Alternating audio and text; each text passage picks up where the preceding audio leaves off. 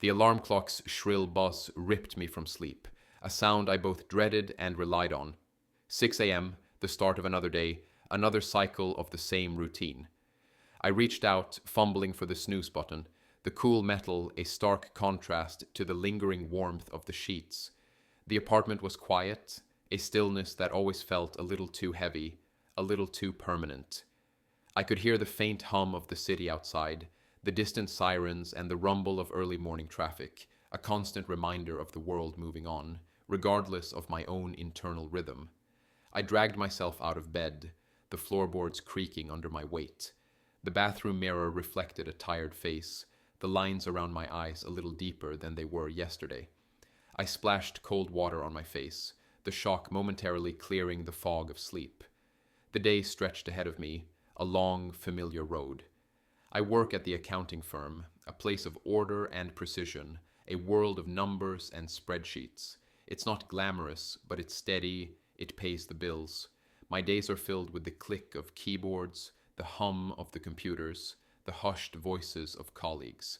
I analyze financial statements, prepare tax returns, and try to make sense of the endless flow of data. It's a world of logic and rules, a stark contrast to the messy, unpredictable nature of my personal life.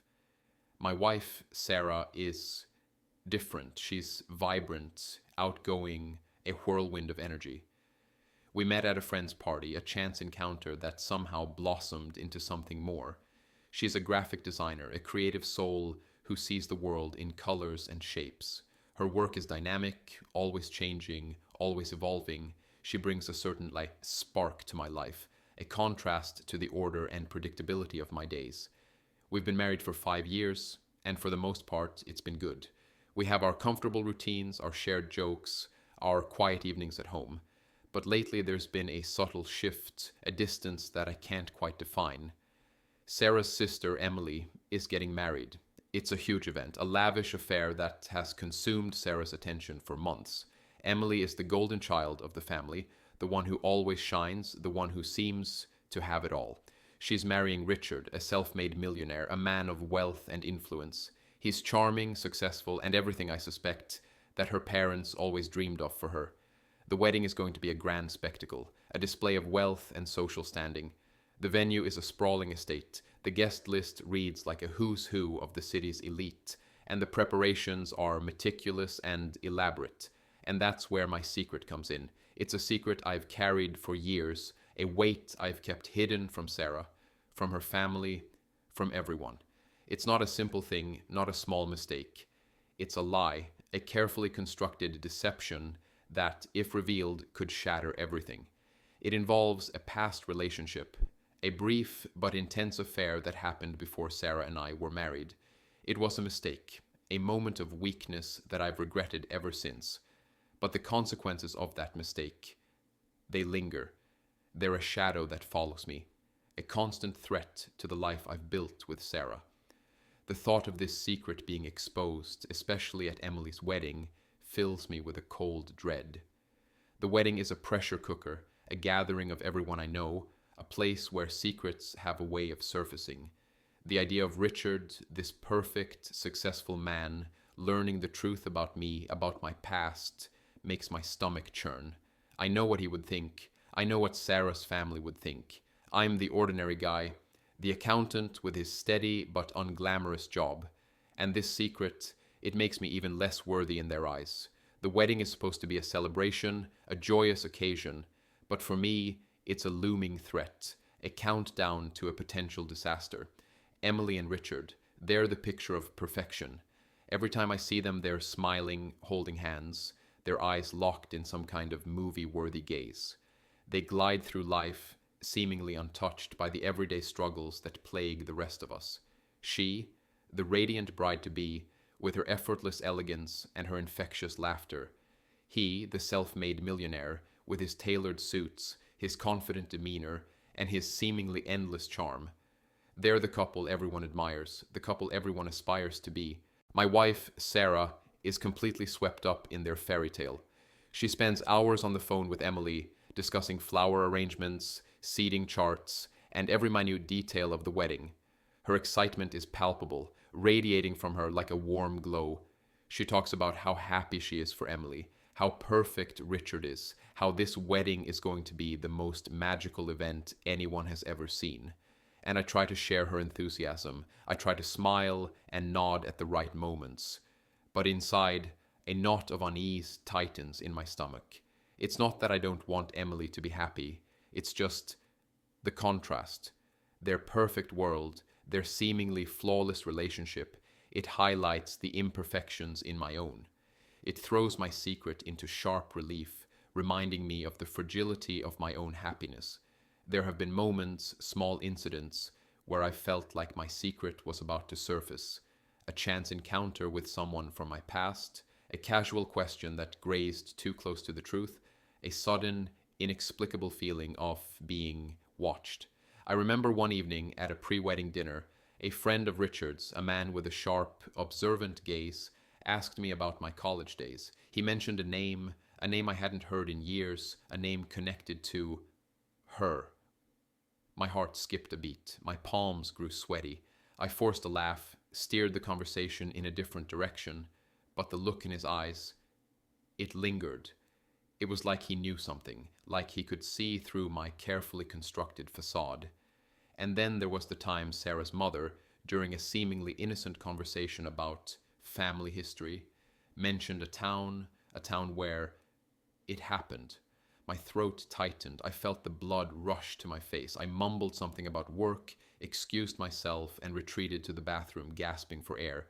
These moments, these near misses, they're like tiny cracks in a dam, a warning of the flood that could come crashing down at any moment. I try to bury the truth, to push it down, to convince myself that it's all in the past, that it doesn't matter anymore. I focus on my work, on my routine, on the small everyday things that keep me grounded, but the wedding preparations, the constant reminders of Emily and Richard's perfect life, they keep dredging it up, forcing me to confront the reality of my situation. The closer the wedding gets, the more intense the pressure becomes. It's like a vice tightening around my chest, squeezing the air out of me, leaving me breathless with fear and guilt. The rehearsal dinner was a blur of champagne flutes, clinking glasses, and forced smiles.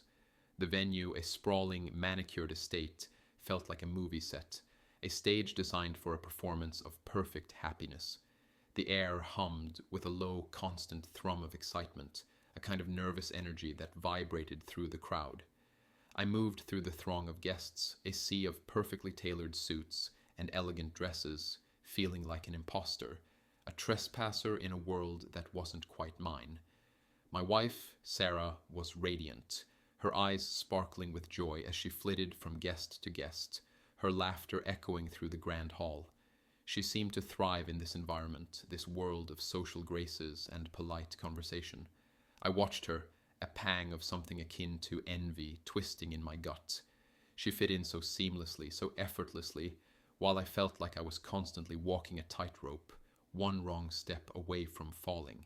Interactions with her family were complicated. Her parents, always polite but subtly distant, their smiles never quite reaching their eyes. They treated me with a kind of reserved courtesy, a politeness that felt more like tolerance than genuine warmth. It was as if they were constantly measuring me, weighing my worth against their expectations, and finding me wanting.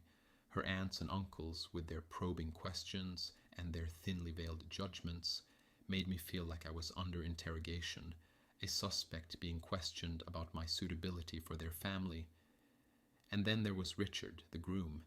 He was charming, of course, the perfect host, his smile never faltering, his words always carefully chosen.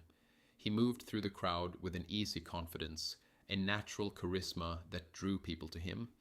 But beneath the surface, I sensed something else, a calculating glint in his eyes, a subtle tension in his posture. He was a man who knew his worth, a man accustomed to being in control, and I couldn't shake the feeling that he saw me as an obstacle, a potential threat to his carefully constructed image of perfection. My wife and her sister Emily were inseparable, their bond a complex mix of affection and rivalry. Emily, the center of attention, basked in the glow of her impending nuptials, her every move watched and admired. Sarah, the supportive sister, her happiness tinged with a hint of something I couldn't quite place. There was a history between them, a shared past of secrets and shared dreams, a dynamic that I, as an outsider, could only observe from the periphery. As the evening wore on, the weight of my secret grew heavier, pressing down on me with an almost physical force. The laughter, the music, the clinking glasses, all faded into a distant hum, a backdrop to the turmoil raging within me. I felt like I was trapped in a glass cage, surrounded by people, yet utterly alone. The truth, a ticking time bomb threatening to detonate at any moment. The forced smiles, the polite conversations, the constant need to be vigilant. It was exhausting, draining me of all energy, leaving me raw and exposed. The morning of the wedding dawned bright and clear, the sky a flawless expanse of blue, as if even the heavens were conspiring to create a picture-perfect day. But beneath the surface of that idyllic facade, a storm was brewing within me, a tempest of anxiety and dread that threatened to consume me. The house was a whirlwind of activity, a flurry of bridesmaids in pastel dresses, hairstylists and makeup artists transforming the women into visions of ethereal beauty. The air crackled with excitement, a palpable energy that vibrated through the walls. I moved through the chaos, a silent observer, feeling increasingly detached from the joyous frenzy around me. My role in the wedding was minimal. A guest, a supportive husband, a background character in a drama that was not my own. I adjusted my tie in front of the mirror, the navy suit feeling stiff and unfamiliar. It was a suit I'd bought for a client meeting, a meeting that had never materialized, a suit that now felt like a costume, a disguise I wore to blend in, to hide the truth that simmered beneath the surface. My sister-in-law Emily was a vision. The white dress, the delicate lace, the carefully arranged veil transformed her into something almost otherworldly.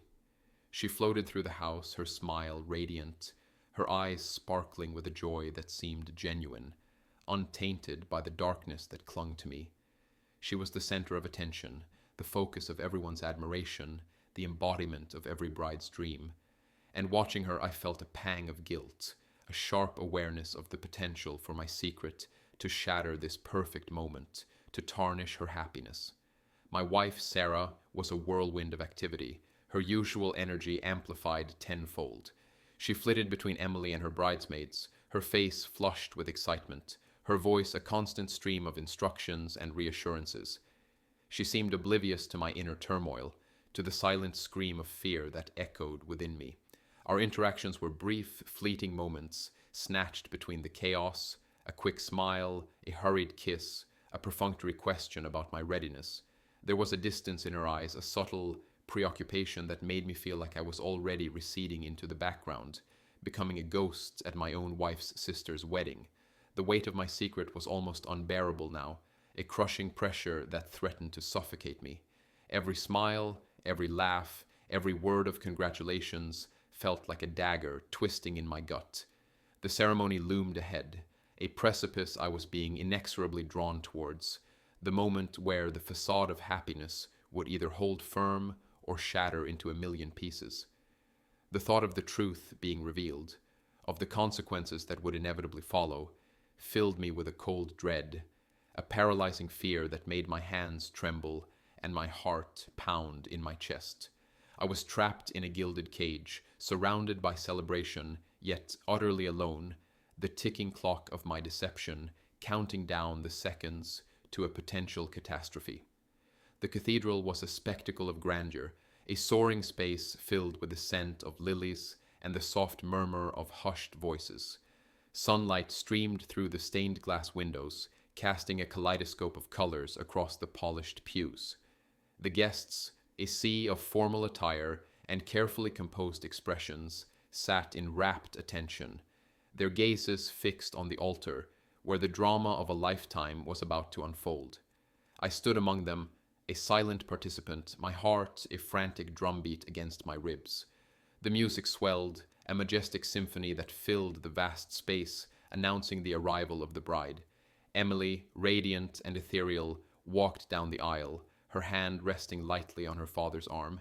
She moved with a grace that seemed almost otherworldly, her eyes fixed on Richard, who stood waiting for her at the altar. He looked every bit the perfect groom, his face a mask of serene composure, his gaze filled with what appeared to be genuine love and admiration. The vows began, the ancient words echoing through the cathedral, promises of love, commitment, and fidelity.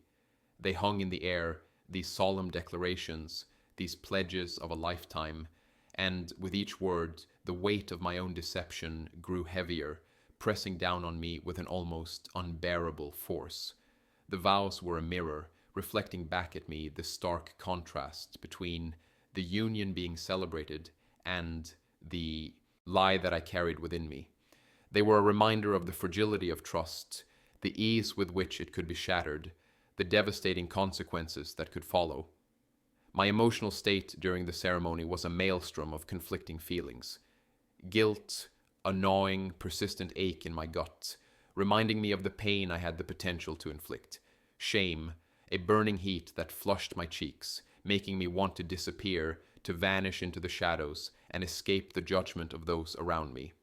And a strange sense of detachment, a feeling of being an observer, watching a play unfold, a drama in which I was both a participant and a spectator, a character whose actions were both inevitable and incomprehensible. There was a moment, a fleeting instant during the exchange of rings, when my secret almost slipped free. A cough from the back of the cathedral, a sudden, jarring sound that broke the spell of the moment, drawing all eyes to me. My breath hitched in my throat. My palms grew slick with sweat. I felt 1,000 eyes boring into me, scrutinizing me, searching for a sign, a clue, a hint of the truth that I was desperately trying to conceal. It was a false alarm, a momentary scare, but it served as a stark reminder of how easily my carefully constructed facade could crumble. The vows were sealed, the rings exchanged, the pronouncement made. They were husband and wife, bound together by promises made before God and man. And with that pronouncement, a sense of finality descended upon me, a feeling that the die had been cast, that the events set in motion were now hurtling towards their inevitable conclusion. The weight of my secret, the potential for its revelation, to shatter this perfect union, to destroy the happiness of those I cared about, became almost unbearable, a burden that threatened to crush me under its weight. The reception was a sensory overload, a whirlwind of music, laughter, and the clinking of glasses. The grand ballroom, adorned with crystal chandeliers and overflowing floral arrangements, pulsed with a vibrant energy. Guests mingled, their voices a cheerful cacophony, their faces illuminated by the soft glow of candlelight. It was a celebration, a joyous culmination of months of planning, a moment of pure, unadulterated happiness. Or at least, that's what it was supposed to be. I moved through the crowd, a forced smile plastered on my face, feeling like an actor playing a role, a character in a play where I didn't know the lines. My interactions with Richard, the groom, were polite, cordial, but laced with an undercurrent of tension that I couldn't quite shake. He was the perfect host, charming and attentive, making sure every guest felt welcome and comfortable. But behind his carefully constructed facade, I sensed a keenness, an almost predatory awareness, as if he were constantly observing me, trying to decipher something hidden beneath my surface. My wife, Sarah, was a vision in her elegant dress, her laughter bright and infectious. She danced with her father, her eyes shining with happiness, seemingly oblivious to the storm brewing within me. I watched her, a pang of guilt twisting in my gut. She deserved this happiness, this carefree joy. She deserved a husband who was honest, who was worthy of her love and trust. And I knew with a sickening certainty that I was failing her. But beneath the veneer of celebration, subtle cracks began to appear. A hushed conversation, a furtive glance, a moment of awkward silence that hung heavy in the air. I overheard snippets of conversations, whispers that seemed to fade as I approached, leaving behind a lingering sense of unease. There was a palpable tension in the room, a sense that something was not quite right, that the perfect facade was beginning to crumble. Then a specific incident occurred. A guest, a distant relative of Richard's, approached me, his eyes narrowed with suspicion. He asked a question, a seemingly innocent question about my past, but one that grazed too close to the truth. My heart leaped into my throat. My carefully constructed composure threatened to shatter. I stammered a response, my voice trembling slightly, my gaze darting nervously around the room. It was a brief encounter, a fleeting moment, but it was enough to send a shiver of fear down my spine. The cracks were widening, the foundation was shifting, and I knew with a chilling certainty that the truth was about to surface. The confrontation was swift, brutal, and utterly devastating. Richard, his voice low and dangerous, pulled me aside, away from the prying eyes of the other guests. He didn't mince words. He didn't offer me the courtesy of a gentle inquiry. He demanded the truth, his gaze piercing, unwavering. He knew everything. The details, the sordid details of my past indiscretion were laid bare, stripped of any pretense, any attempt at justification. He knew the name, the place, the time. He knew the extent of my deception, the years of lies and carefully constructed falsehoods. And as he spoke, each word was like a physical blow, each revelation a hammer blow to my fragile composure. His reaction was a mixture of shock and incandescent rage. The composed, charming millionaire was gone, replaced by a man betrayed, a man whose trust had been shattered. His face contorted with fury, his eyes blazing with a cold, hard light. He paced, his movements agitated, his words clipped and venomous. He spoke of betrayal, of deceit, of the unforgivable breach of faith. He spoke of the damage I had inflicted, the pain I had caused, the stain I had left on his perfect day. Emily, my wife's sister, stood nearby, her face pale, her eyes wide with horror. She listened, her hand clasped over her mouth, as the truth unfolded, as the reality of my betrayal washed over her. Her perfect wedding day, the day she had dreamed of for so long, was being ripped apart, the illusion of a fairy tale shattered into a million pieces. Her dreams, her hopes, her happiness, all threatened by the revelation of my past. My attempts to explain myself were feeble, pathetic. I stammered, I apologized, I tried to offer excuses, but my words rang hollow, empty even to my own ears. There was no justification for what I had done, no way to undo the damage, no way to erase the years of deception. I stood before them, exposed and vulnerable, stripped bare of all pretense, a man caught in the web of his own lies. The scene unfolded publicly, a spectacle of shame and humiliation. Guests turned, their faces a mixture of shock, disgust, and morbid fascination. Whispers spread like wildfire, carrying the news of my transgression, my betrayal, my unforgivable sin. The joyous atmosphere of the reception evaporated, replaced by a heavy silence, a suffocating tension that hung heavy in the air. The music stopped, the laughter ceased, and the celebration transformed into a wake, a mourning for the shattered illusion of perfection. The immediate aftermath was chaos. A stunned silence hung in the air for a moment, thick and heavy, before the room erupted into a cacophony of gasps, whispers, and hushed conversations. The carefully constructed facade of the wedding reception shattered, revealing the raw, ugly reality beneath. The celebration, once a symphony of joy, devolved into a discordant mess of confusion and recrimination. Emily, the bride, was a whirlwind of raw emotion. Her face, moments ago radiant with happiness, was now contorted with a mixture of heartbreak and fury. Tears streamed down her cheeks, her voice choked with sobs as she lashed out, directing her pain and anger at anyone within reach. Her perfect day, the culmination of months of planning and anticipation, had been irrevocably tainted, her dream wedding transformed into a nightmare. She was a vision of shattered dreams, her carefully constructed world crumbling around her. My wife, Sarah, was a study in shock. Her initial disbelief quickly morphed into a cold, hard anger. She stared at me, her eyes filled with a mixture of betrayal and disgust. The trust I had so carelessly broken, The foundation of our marriage lay shattered at our feet. She didn't scream, she didn't cry. Her anger was quiet, controlled, and all the more terrifying for its restraint.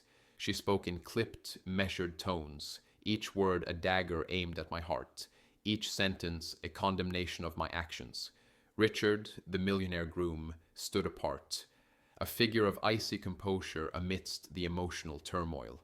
His face was a mask of controlled fury, his gaze fixed on me with a cold, calculating intensity.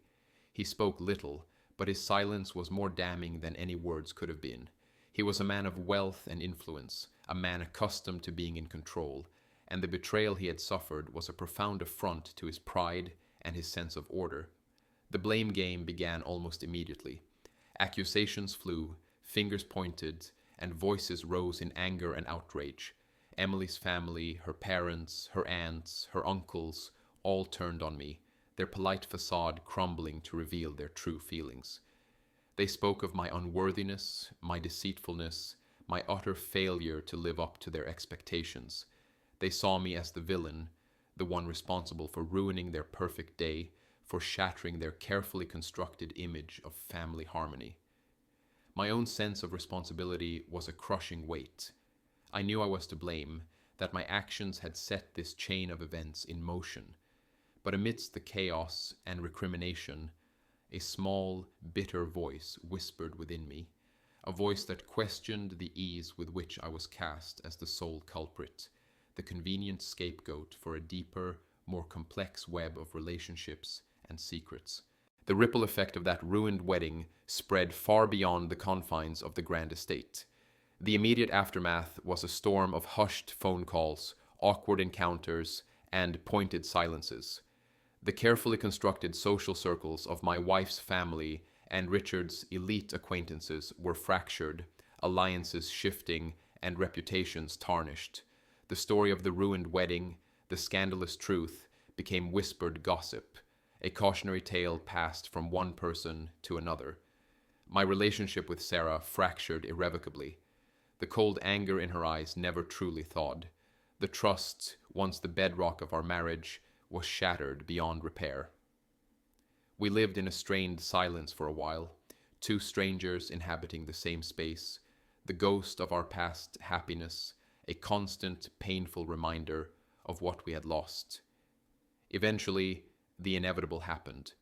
The words were spoken, the papers signed, and the life we had built together crumbled into dust. Emily and Richard's future hung precariously in the balance. The foundation of their marriage, built on the eve of such a public scandal, was shaky at best. The whispers followed them, the questions lingered.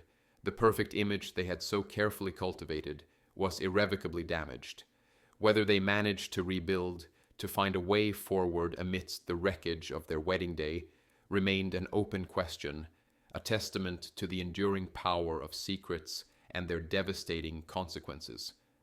Unexpected alliances formed in the wake of the disaster. Individuals who had previously existed on the periphery found common ground in their shared shock and disapproval. Unexpected confessions surfaced, long-buried secrets unearthed by the seismic shift caused by my own revelation. The carefully constructed hierarchy of the family and social circles was subtly altered, the old rules no longer applying in the face of such public scandal. My own personal reckoning was a slow, painful process. Stripped of my marriage, ostracized by my wife's family, I was forced to confront the consequences of my actions. The weight of my guilt was a constant companion, a heavy burden that followed me through my solitary days. There were moments of bitter regret, moments of self-pity, but slowly, gradually, a sense of responsibility began to take root. An unforeseen consequence emerged from the wreckage.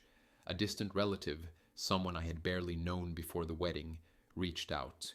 They had their own secrets, their own hidden past, and they saw in my public downfall a strange kind of kinship. An unexpected bond formed between us, a connection forged in the crucible of shared shame and the desire for a second chance. My future remains uncertain. The life I once knew is gone, replaced by a landscape of solitude and regret. The path ahead is unclear, shrouded in a fog of unanswered questions. Can I rebuild my life? Can I ever truly atone for the pain I have caused? The answers remain elusive, hanging in the air like the lingering echoes of a ruined wedding, a constant reminder of the devastating power of the truth revealed at the most catastrophic of times.